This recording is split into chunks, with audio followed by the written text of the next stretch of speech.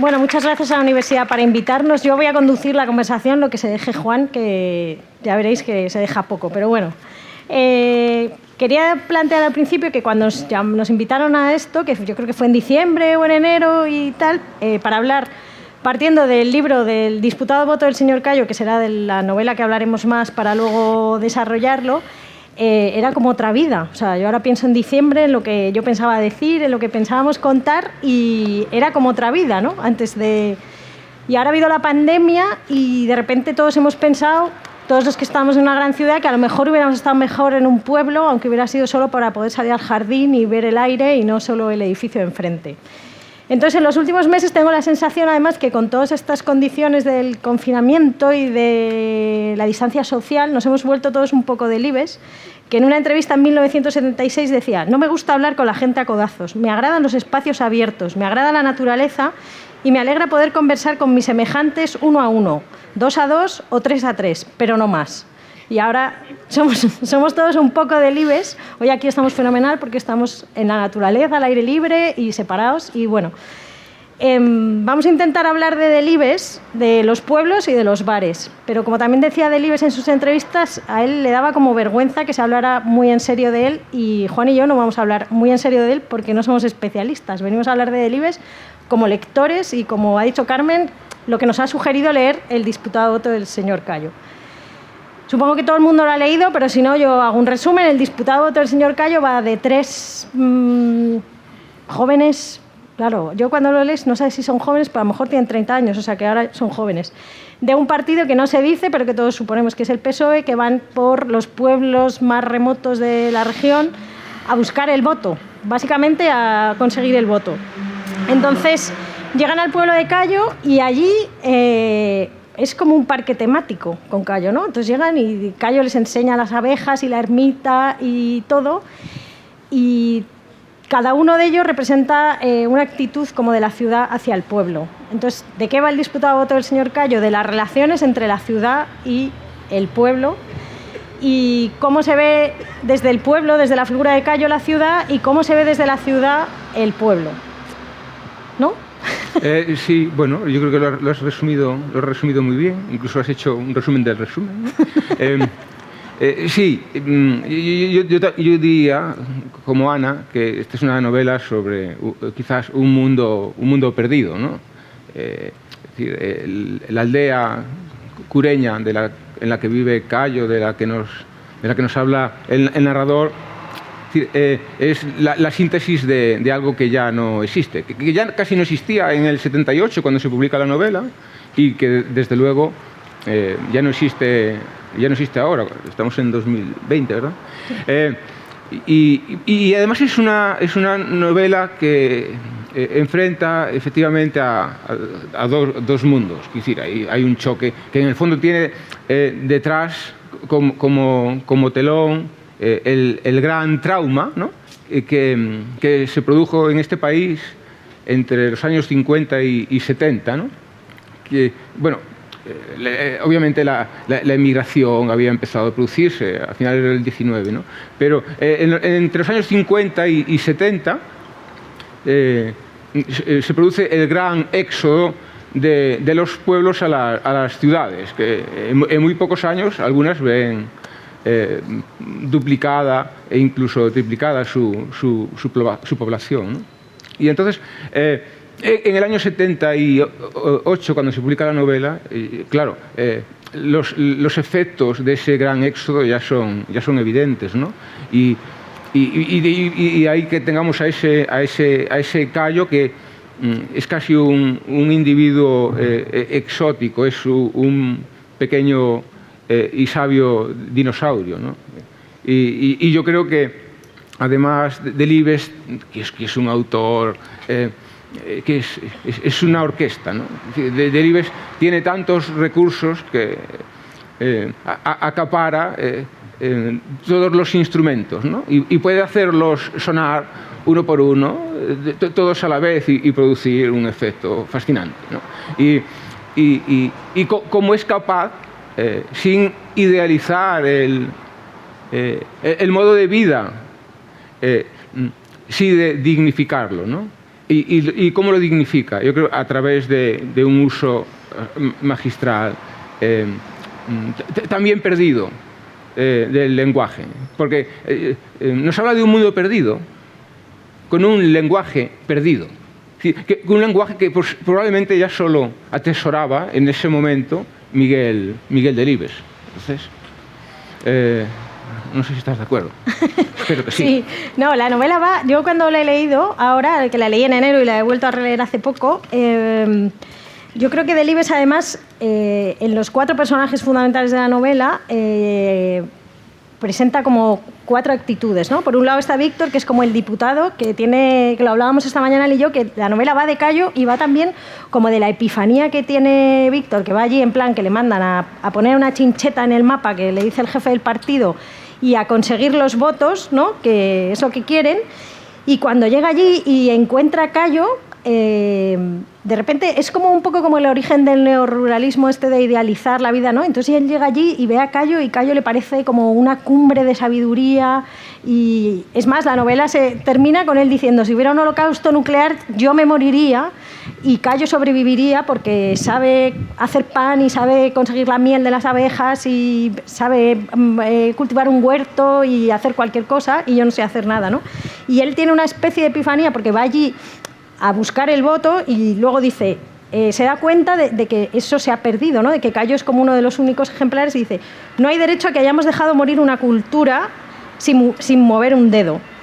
Y entonces él tiene como una epifanía, ¿no? Entonces este es Víctor. Luego está Rafa, que es uno que desprecia el mundo rural y él va allí en plan, estos son paletos y lo que queremos es su voto, que yo creo que ejemplifica otra actitud como de la ciudad, así dicho en genérico, hacia el pueblo, que es cuando y que yo creo que representa a lo mejor un poco el desencanto de Delibes hacia la actitud de los partidos políticos, que se acuerdan de los pueblos cuando tienen que ir a ellos a pedir el voto. O sea, van allí y vótame y luego ya me he olvidado de ti, que eso genera una desconfianza, ¿no? Luego está Cayo, luego es que Lali la dejo para el final. Cayo, que es eso lo que ha dicho Juan, que es como el representante del mundo que se acaba, de un mundo que ya no existe, que yo creo que Delibes representaba en otras novelas como El Camino o Las Ratas, con el pueblo completo y que con el pueblo efervescente de vida, con todos allí, y sin embargo aquí en el disputado voto ya no queda nada, ¿no?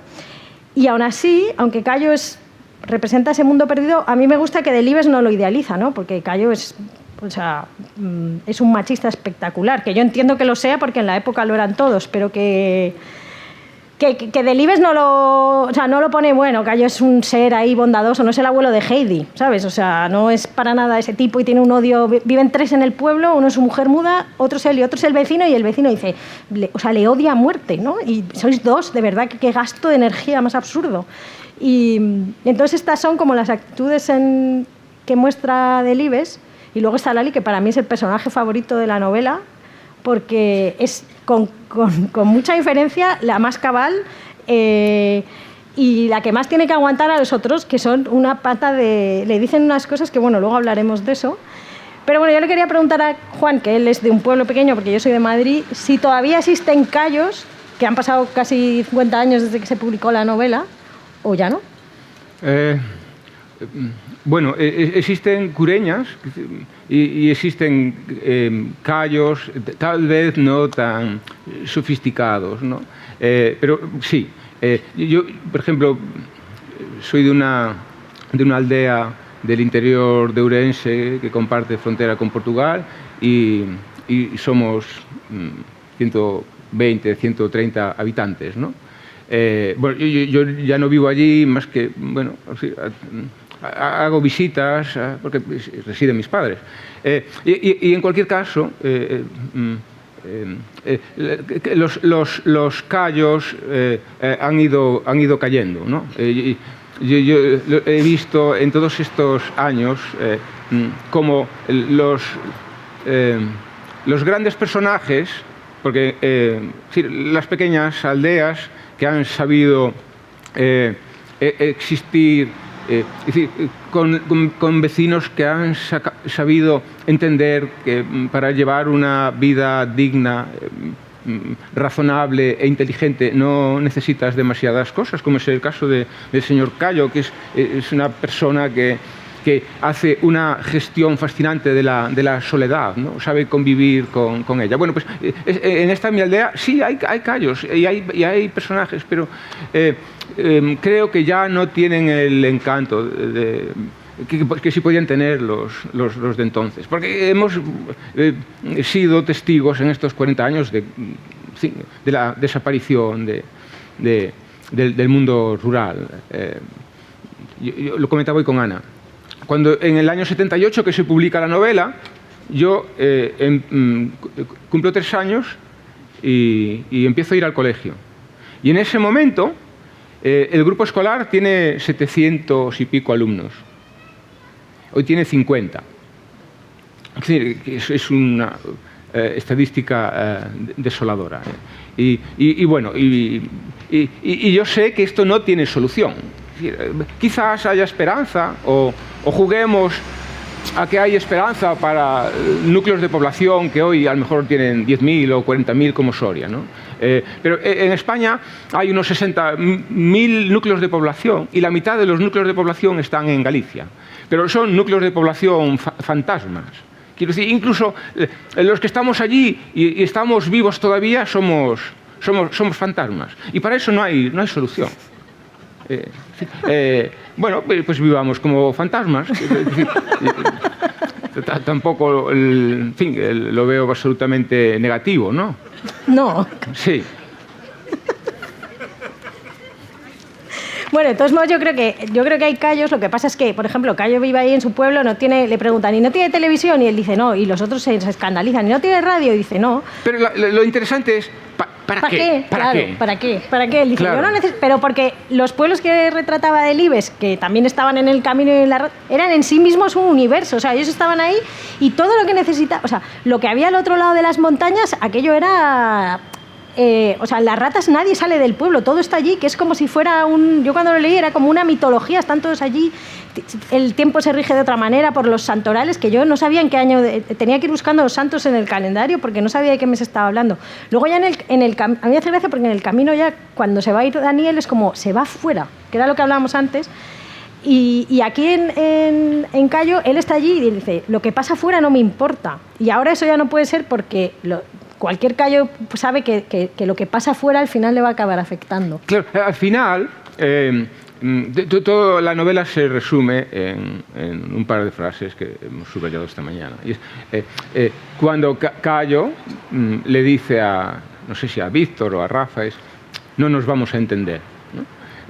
El mundo rural y el mundo urbano del que habla Delibes en esta novela, digamos, están separados por un muro, si quieres, invisible, pero impenetrable. Es decir, la desconfianza de Cayo hacia los 3 visitantes que llegan de la ciudad es absoluta, quiero decir.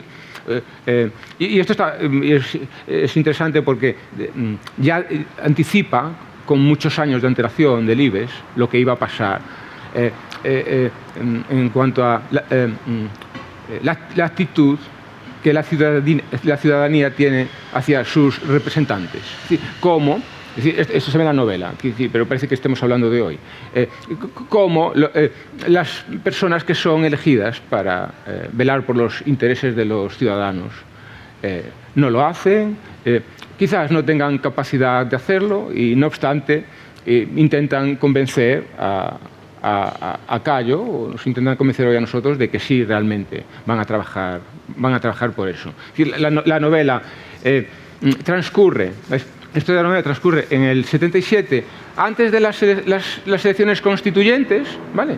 Entonces, por eso Víctor, Rafa y Lali acuden a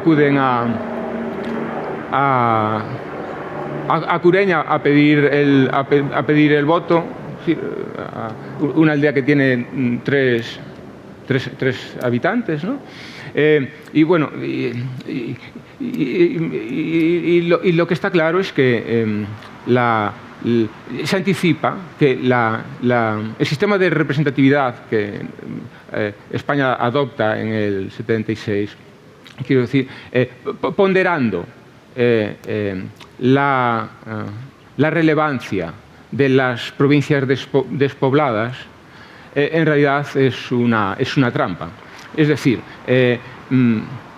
para que sus intereses estén mejor representados, vamos a proporcionar a estas provincias un número de diputados, digamos, superior al que le correspondería por el número de población. Pero después, esos representantes no tienen la capacidad de trasladar el debate de los problemas de Cuenca, Ourense, Zamora en el Congreso, porque los diputados, digamos que están secuestrados por la influencia de los partidos, que tienen otro tipo de agendas, ¿no? Y de ahí, y esto es alucinante porque él anticipa, ¿no? La desconfianza hacia unos representantes que todavía van a inaugurar la democracia en unos meses, ¿no? Sí, bueno, yo creo que Delibes aquí se muestra súper desilusionado, que debía ser un momento muy emocionante y como muy ilusionante, y él obviamente es callo y es en plan.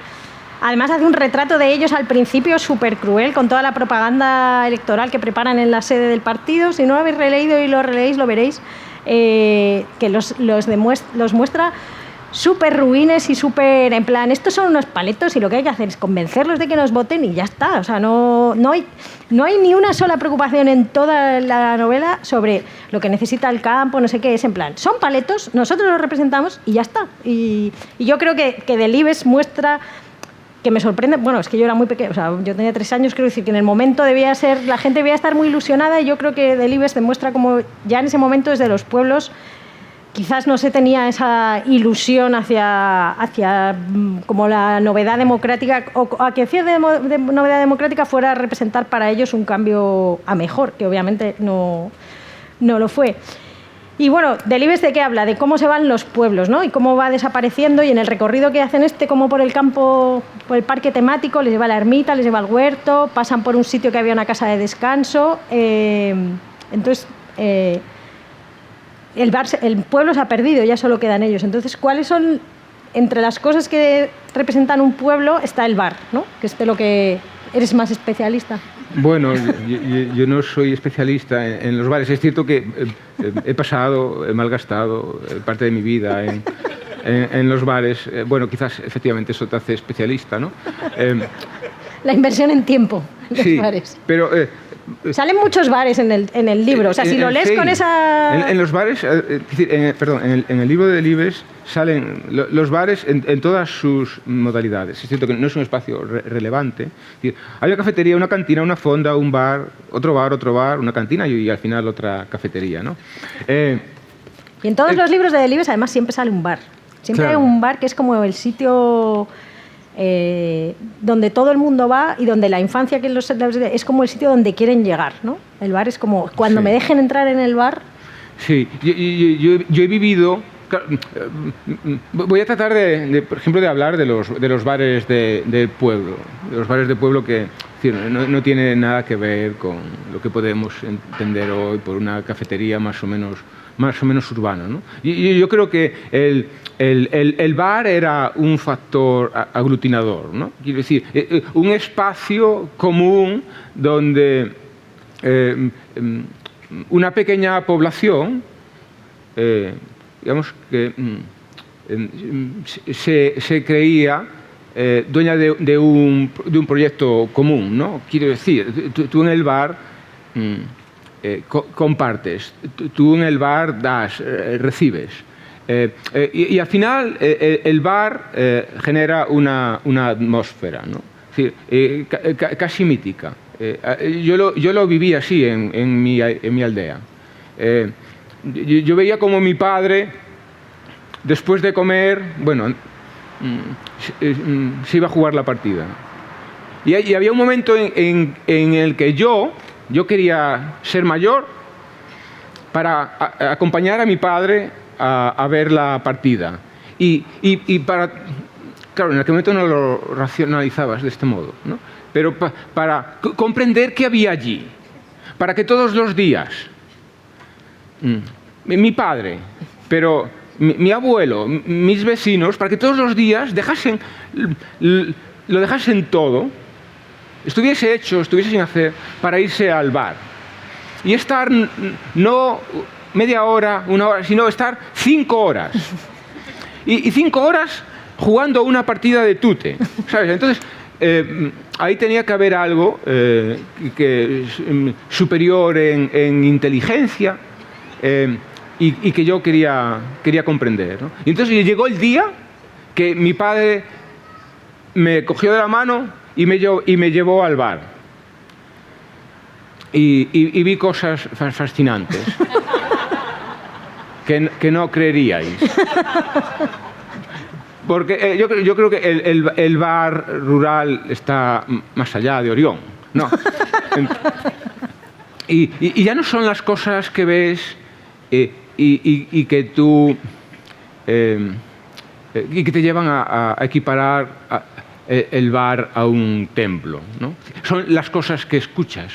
Porque el bar es una suma de relatos y es una épica que se multiplica relato a relato, ¿no? Y lo que cuenta uno ha de ser superado por lo que cuenta otro, que no es nada en comparación con lo que va a contar el tercero, ¿no? Entonces se va produciendo una antropología de la exageración, ¿no? Entonces yo he oído contar, por ejemplo, la historia de Don Hilario. Don Hilario era uno de los sacerdotes del pueblo y le gustaban las cartas, le gustaba el tute, vivía para el tute. Estaba el tute y Dios, ¿no? Entonces, Don Hilario podía confesar en el bar. Don Hilario estaba tan obsesionado con el juego que podía salir del bar y el juego seguía moviéndose en su cabeza. Y esta dinámica dio pie a una de las historias que más se cuenta en mi pueblo, más nos contamos a nosotros mismos, porque no sé, es como si eso reforzase. ¿Sí? Tal vez podamos seguir existiendo 1000 años más y seguimos contándonos estas historias ya viejas, ¿no? Entonces, cuando Don Hilario sale del bar porque tiene que misar, bueno, en aquella época las misas eran en latín, ¿vale? Y de espaldas al público. Bueno, si no se llama público. No, se llaman feligreses. A la feligresía, ¿no? Entonces, la Eucaristía, digamos, constaba de... se repetía 8 veces la expresión Dominus vobiscum.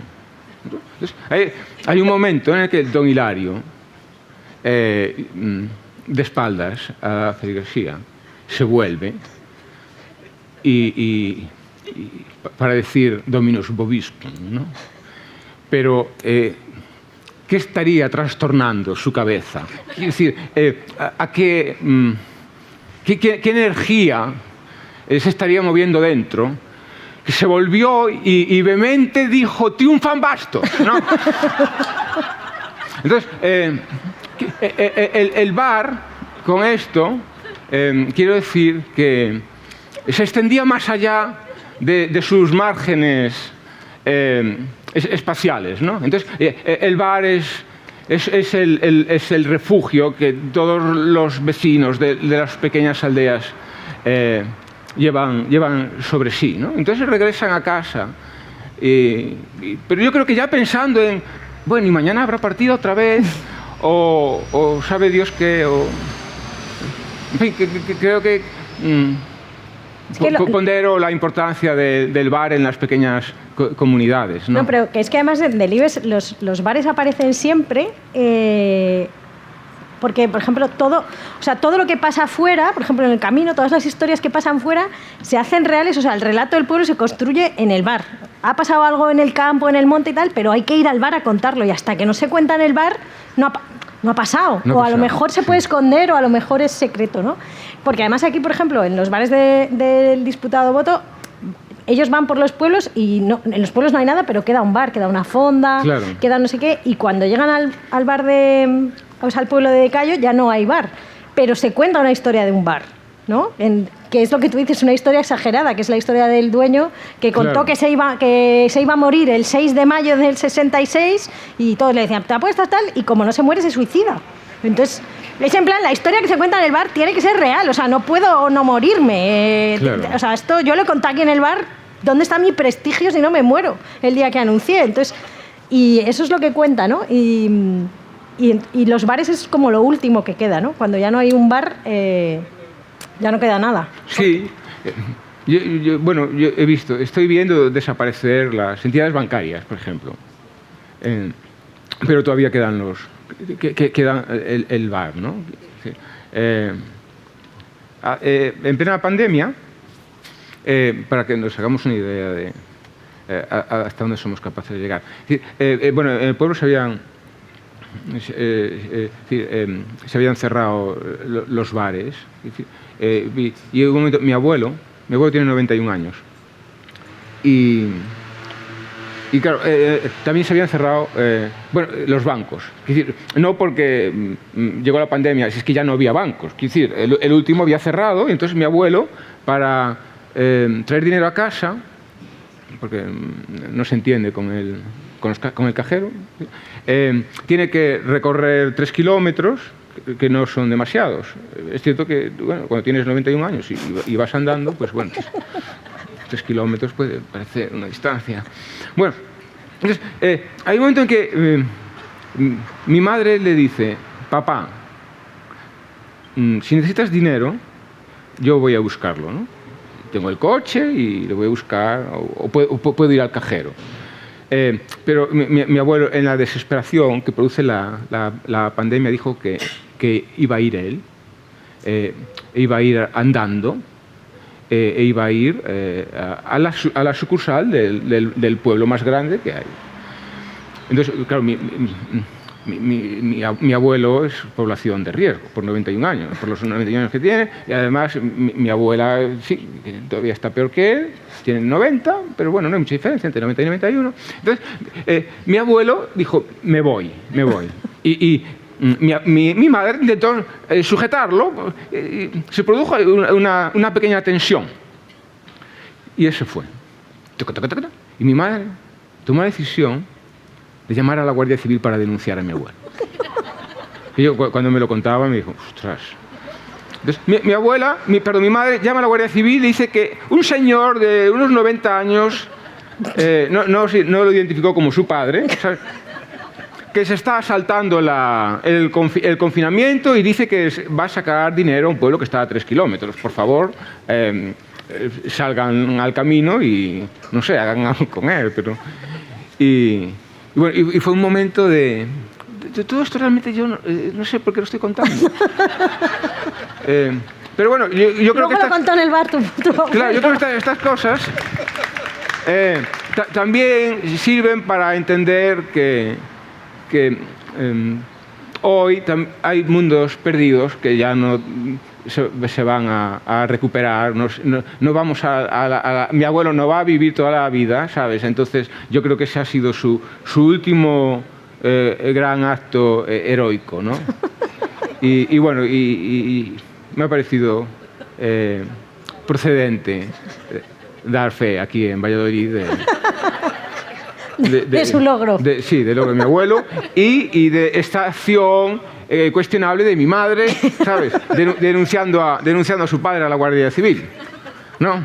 No, que luego otra cosa que hablábamos esta mañana cuando estábamos preparando esta charla es que Delibes, o sea, el pueblo está abandonado y todo la razón que dan, o sea, Delibes no dice la gente se va porque se aburre, porque obviamente para Delibes no hay nada de aburrido en una vida del pueblo, pero la gente se va de los pueblos. Y se van, esta mañana lo hablábamos, porque que es una cosa que adelantan el camino, porque las familias en algún momento deciden que ya no, o sea, que no es suficiente que sus hijos mantengan el estatus en el pueblo, su nivel de vida, que todo siga como está, sino que para los hijos quieren algo mejor. Y para eso los mandan a estudiar, que es lo que le pasa a Daniel el mochuelo en el camino, ¿no? Y se van y estudias fuera y ya no puedes volver. Y ya no puedes volver. Y entonces, que siempre se habla del despoblamiento como culpa de las ciudades, pero realmente...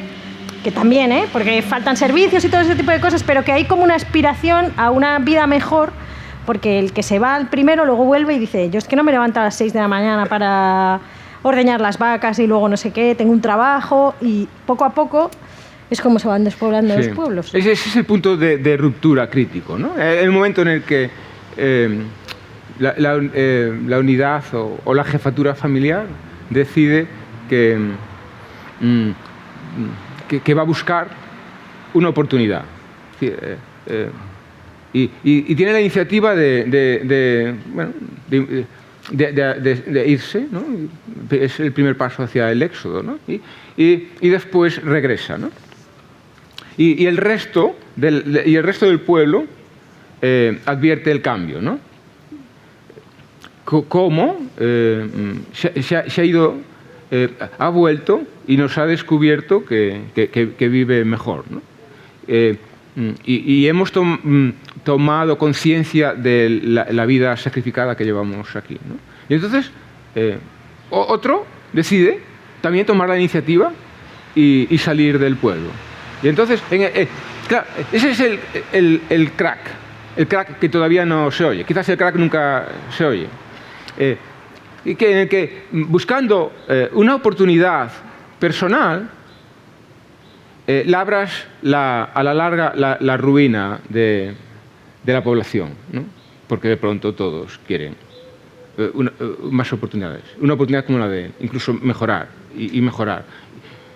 Y en un momento dado, toda una generación está fuera. Solo regresaban en periodo vacacional. Antes de las vacaciones, el regreso a la aldea podía durar 2 meses y medio. Bueno, pasan los años y se va acortando. Bueno, pues es un mes. Después son 15 días. Porque además ahora ya la generación que se fue tuvo hijos. Los hijos aquí ya no tienen una conexión como tenías tú, tus amigos. Venías, los veías, pero ahora tus hijos... vienen y ¿qué ven? Bueno, no sé, la piscina municipal, el bar, porque hay unos señores muy raros en el bar, y pasa el tiempo, incluso ya hay una nueva generación. Ya solo se viene una semana al pueblo, es la semana de las fiestas.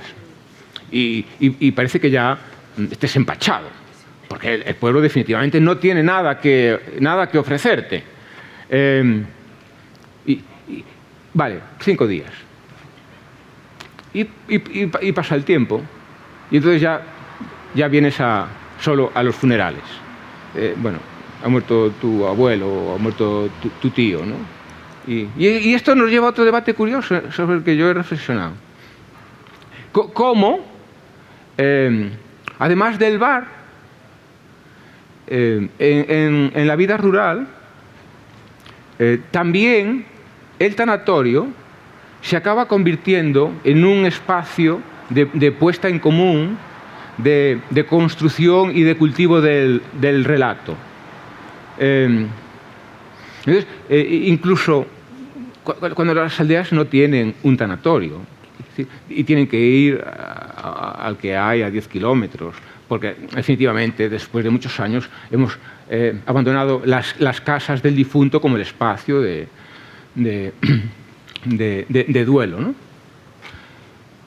Y aquí entro en otra anécdota personal fascinante que nos ha de servir para calibrar la importancia de estos espacios, aun cuando sean espacios a los que uno acude abatido porque se ha muerto un familiar o le va a presentar sus respetos a alguien que ha perdido un ser querido. Entonces, se construye el tanatorio de mi pueblo. Es una demanda, largamente solicitada, pero al final tenemos nuestro tanatorio, ¿no? hay una inauguración. Bueno, es una inauguración festiva. No, después vendría la verdadera inauguración, ¿no? Es decir, ¿quién es el primer difunto, no? Pero, digamos, en la inauguración festiva, pues, se abre el espacio, se muestra, pues estas son las salas, muy bien. Y entonces después voy al bar, a uno de los bares, donde el tema es el tanatorio y el orgullo del tanatorio. Y tal vez por esta exaltación, el dueño del bar dice: tanatorio es nuestro Guggenheim. Que es fascinante, ¿no? Es decir, cómo un espacio puede generar en su población una gran expectativa, ¿no? Incluso como si fuese a generar, además de una expectativa, una riqueza, ¿no? Pero sí, en aquel momento, además el Guggenheim debía estar en boca de todos, y entonces dijeron: nuestro tanatorio es nuestro Guggenheim. Sí, es una cosa. Otra cosa que también hemos comentado esta mañana es que, Delibes obviamente le encanta, no descubrimos nada, o sea, él es pro mundo rural y el campo y tal, pero nunca lo idealiza. Y el problema que hay cuando se pierde la cultura rural, y él lo dice en una entrevista que leí, decía: los chicos jóvenes de los pueblos de Castilla no hablan hoy como sus mayores, como no visten como sus mayores. De manera que lo que veo es que hemos desbaratado una cultura rural que tenía muchos valores, pero lo terrible para mí es que no veo de momento que la hayamos sustituido por nada noble. Y esto, en la novela, Delibes hace una elipsis maravillosa, llevando, mientras les lleva como de viaje temático por todo el pueblo, realmente refleja las 4 estaciones en el libro, porque empieza con el verano y la primavera, cuando lo lleva a hacer lo que hace con las abejas y las colmenas, que yo lo tuve que buscar en internet para saber qué hace exactamente, que es alucinante. El verano, cuando les lleva a donde tienen almacenadas las manzanas y los aperos y tal. El otoño, con la lluvia en la ermita, y luego acaba con el invierno, cuando van a su casa y están empapados y encienden la chimenea y los calienta y tal. Y Delibes con esto quiere demostrar, pues, todos los rituales que tenía la cultura popular, el mundo rural, que regían el año, regían la vida y le daban medida al tiempo, y que cuando los jóvenes se van a las ciudades se pierde completamente, porque ¿para qué vas a hacer eso si eso lo puedes comprar, ¿no? Lo que hablamos esta mañana de la matanza con tus abuelos y todo eso. Sí. Yo creo que la habilidad de Delibes, se pone de relieve en el fraseo, obviamente, porque es un artista, ¿no? Pero después también se enfatiza en el uso de las técnicas narrativas, como es en el caso de la elipsis a la que tú te acabas de referir. Entonces, él es capaz de hacer transcurrir en un solo día, quiere decir, ni siquiera en un solo día, en esas 4 horas en las que Rafa, Lali, Víctor y Víctor, esas 4 horas que pasan en el pueblo, él es capaz de hacer pasar un año, ¿no? Y que implica en cada momento la estación, ¿no? Y claro, cuando un autor es capaz de no contar las cosas y aún así trasladarlas, está demostrando que es un maestro, ¿no? Y bueno, y eso es Delibes, ¿no?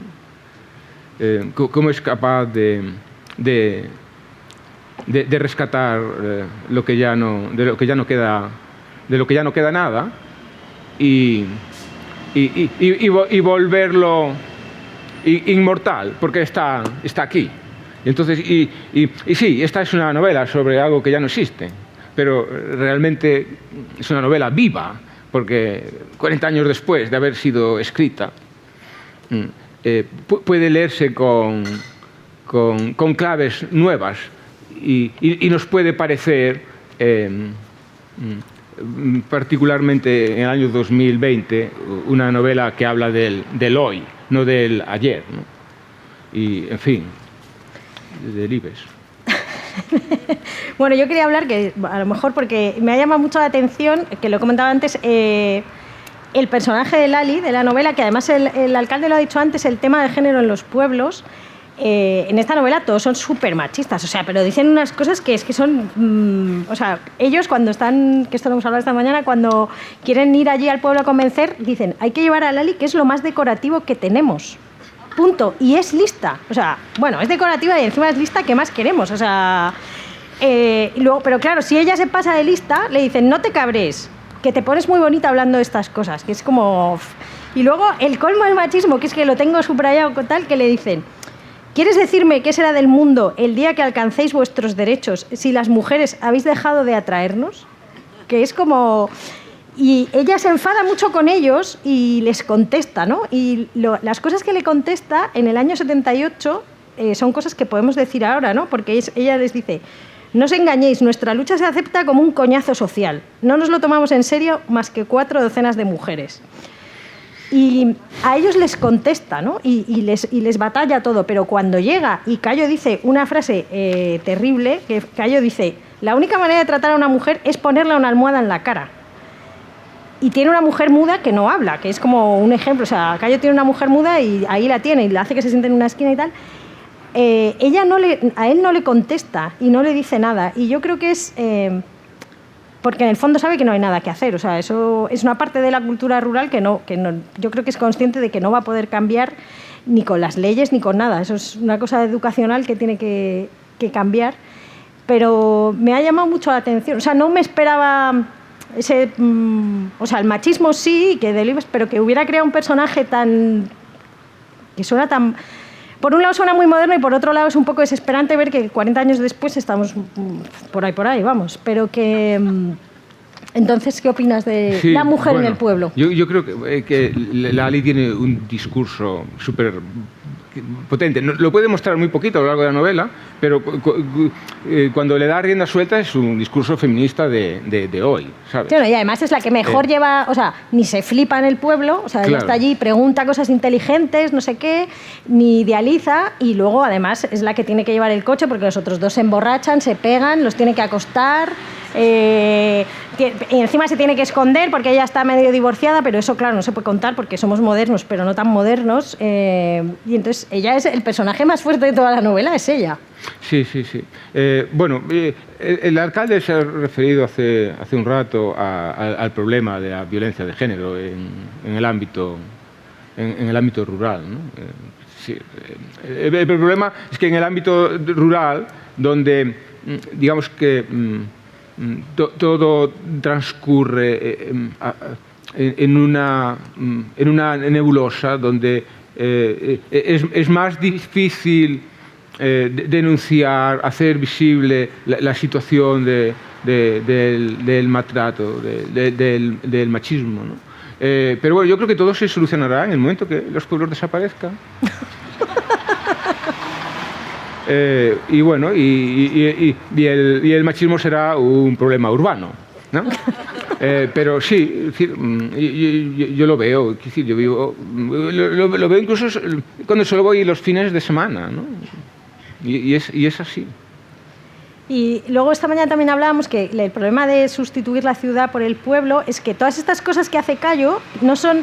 A ellos les sorprende que trabaje el huerto, que arregle las herramientas, que se preocupe por guardar manzanas y no sé qué, y eso a ellos les sorprende, pero es que ahora, como vivimos en una cultura que todo lo que te hacemos tiene que tener una utilidad inmediata, toda esa cultura de ritmo pausado en el pueblo, que obviamente estás muy ocupado, hay muchas cosas que hacer, pero llegan épocas en que no hacen nada, como es cuando llegan al invierno y le dicen, ¿y qué hace cuando nieva? Claro, bueno, pues ver nevar, ¿no? Sí, bueno, es eso, probablemente el gran choque, ¿no? De cómo experimentamos nuestro tiempo, ¿no? Cómo lo hacen los personajes urbanos, ¿sabes? Que su tiempo es siempre tóxico, ¿no? Quiero decir, tienen prisa, necesitan hacer un montón de cosas. Sobre todo necesitan tener la sensación de que no he hecho un montón de cosas porque no tengo tiempo. Es decir, el concepto de la prisa, de la asfixia, ¿no? de tener una vida demasiado corta para un proyecto demasiado grande. Encuentra en Cayo la réplica que merecen, ¿no? ¿Qué prisa hay? Es decir, porque hay un momento en el que Cayo dice, pero eso, ¿qué prisa hay? ¿No? Quiere decir, Cayo tiene un sentido de la vida muy esencial. Sabe que para sobrellevar la existencia, es decir, no necesitas más que unas pocas cosas y dedicarte con pasión a ellas y entre tanto hacer eso que hace a veces en invierno cuando nieva, y es ver nevar.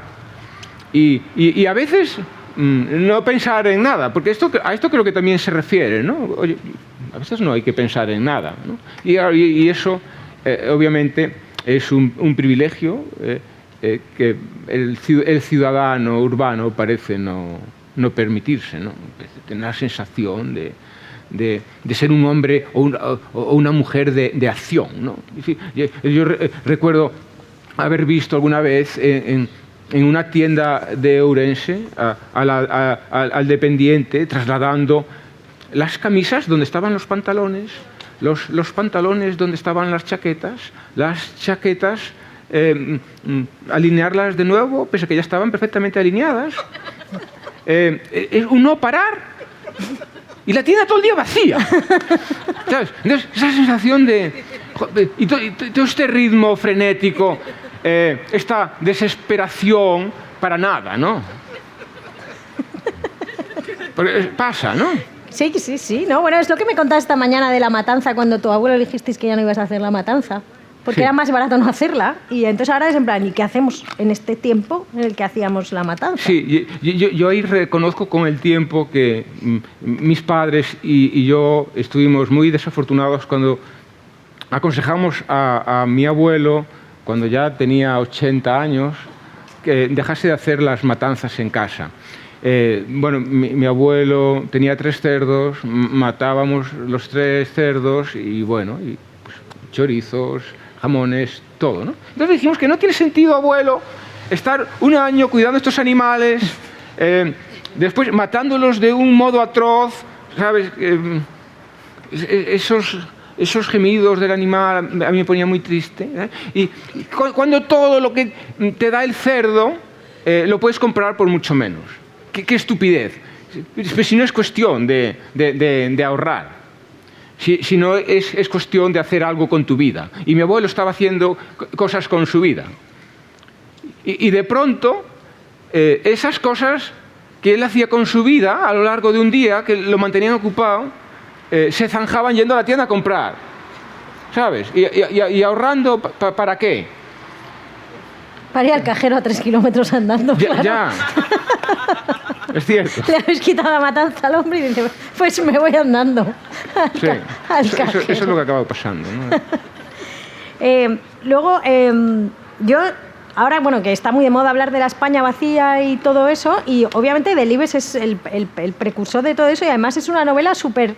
O sea, sus novelas son súper de denuncia, y él lo cuenta. Bueno, que aquí en Valladolid lo sabéis todo, que él empezó una campaña en el norte de Castilla para denunciar todo esto, y tuvo un problema con el Ministerio de Información y Turismo, y entonces dijo, vale, pues no hago periodismo, hago una novela, y escribió Las ratas, que es muchísimo más impactante que cualquier columna o cualquier reportaje que hubieras leído, porque lees Las ratas y es como... Madre mía, ¿qué es esto? Y él es el primero que empieza a denunciar todo esto. Yo creo que ni siquiera denuncia, porque no echan nunca la culpa a nadie, ¿no? Pero es como esto que hay aquí, que está en Las ratas, que en el camino empieza a diluirse, llegamos a Cayo y ha desaparecido por completo. Y yo creo que su drama es que no se ha sustituido por nada, ¿no? Que luego en el discurso de la Academia decía que nadie quiere ir a los pueblos porque los pueblos son símbolo de pequeñez y de estrechez y de pobreza, que ahí es donde se podría hacer algo, que era lo que decía el alcalde hace un rato. Y bueno, que eso es lo que pasa y que ahora ya, ¿qué queda por denunciar? Es que ya no queda. Quizás nos resta asumir de un modo más consciente y triste que la vida, como decía Scott Fitzgerald, es un proceso de demolición, ¿no? Entonces, estamos continuamente creando a costa de ir destruyendo, ¿no? Y bueno, pues aceptemos con tristeza que ciertos modelos de vida pues han desaparecido. Ha desaparecido el propio lenguaje con el que Delibes describía este mundo rico que existía, ¿no? Bueno, sí, vamos perdiendo unas cosas y consolémonos y encontrando otras nuevas, ¿no? La vida sigue. Y bueno, podemos ser optimistas. Esta mañana el profesor, bueno, recuerdo cómo se llamaba, el astrofísico, que, bueno, por un momento me angustió cuando dijo que solo nos quedaban 2.500 millones de años sobre la Tierra. Tuve la sensación de que incluso yo iba a acabar siendo testigo del final, ¿no? Pero tienes un tanatorio en tu pueblo. Claro. Pero bueno, al salir y compartir esta angustia, me tranquilizaron, me dijeron, sí, son 2.500, pero millones de... No. Entonces, pues, con el tiempo que nos queda, bueno, hemos gastado 3.500, no son tonterías, bueno, pues hemos sacrificado Cureña, ¿no? Bueno, nos quedan otras cosas y tenemos tiempo para inventar algunas nuevas, ¿no? Entonces, pues, la vida es de echar abajo y levantar. Nuestra vida personal es gestionar frustraciones y buscar nuevas expectativas. Entonces, no tenemos tiempo para llorar demasiado. Sí, yo creo que este es un mensaje optimista. No me gusta ser optimista porque me hace sentir bien. O sea, no tenemos tiempo para llorar. Claro, y bueno, no es que no me guste sentirme bien, pero tengo miedo a ese momento en el que dejas de sentirte bien. Es un mazazo. Entonces, pero bueno, en fin, hoy es un día especial y vamos a ser optimistas. Y nada, gracias.